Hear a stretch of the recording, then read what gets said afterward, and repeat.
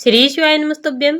राधे राधे। हिंदू मान्यता के अनुसार बच्चा जब जन्म लेता है तो बच्चे के 6 दिन बाद छठे दिन छठी मनाई जाती है। तो आज की वीडियो में हम बात करने वाले हैं कि कान्हा जी की यानी कि लड्डू गोपाल जी की छठी पूजन के लिए हमें क्या क्या सामग्री चाहिए होगी। अगर आपके पास लड्डू गोपाल जी है तो आपको भगवान की छठी जरूर मनानी चाहिए। अगर आपके पास लड्डू गोपाल जी नहीं है तो भी आपको छठी जरूर मनानी चाहिए।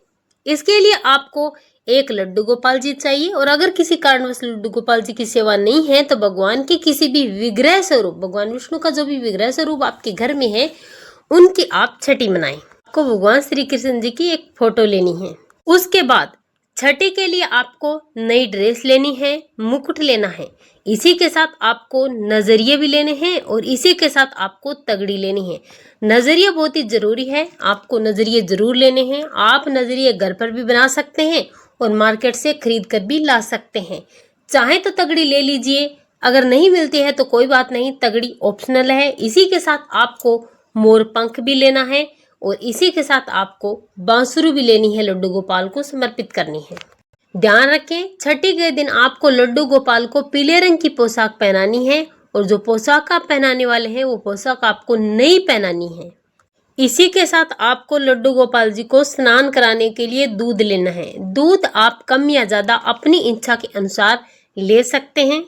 इसी के साथ स्नान कराने के लिए आपको कोई भी पात्र चाहिए होगा, आप थाली प्रात या कोई भी पात्र ले लीजिए।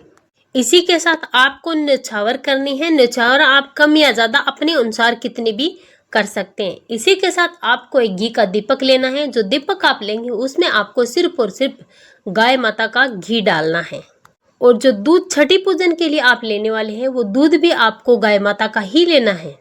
इसी के साथ आपको बनाना है काजल। काजल बनाने के लिए आपको एक चम्मच लेनी है, आप नई भी ले सकते हैं और आप लड्डू गोपाल जी वाली चम्मच भी ले सकते हैं।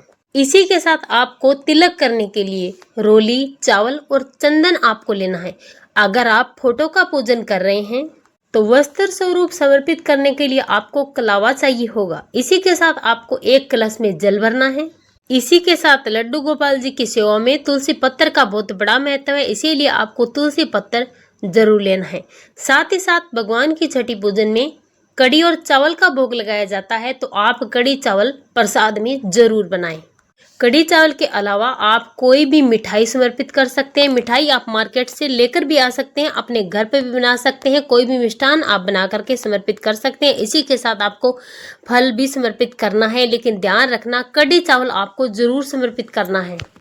वैसे तो देखिए, लड्डू गोपाल जी को 56 प्रकार के भोग लगाए जाते हैं। आप शुद्ध सात्विक जितने भी मिलते हैं उतने भोग लगा सकते हैं, लेकिन छठी के भोग में कड़ी चावल बहुत ही जरूरी है। इसी के साथ आपको भगवान लड्डू गोपाल की नजर उतारनी है और नजर उतारने के लिए आपको राई और नमक लेना है, यानी कि नमक और राई आपको वारना है।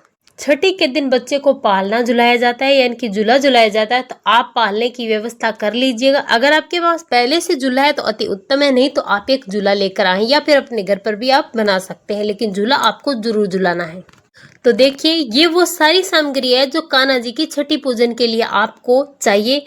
वैसे तो आप सामग्री को कितना भी बढ़ा सकते हैं, लेकिन ये जरूरी सामग्री है। इनके बिना आप कान्हा जी की छठी पूजन नहीं कर सकते। ज्यादा नहीं बनती कोई बात नहीं, लेकिन इतनी सामग्री आपको व्यवस्था करनी पड़ेगी।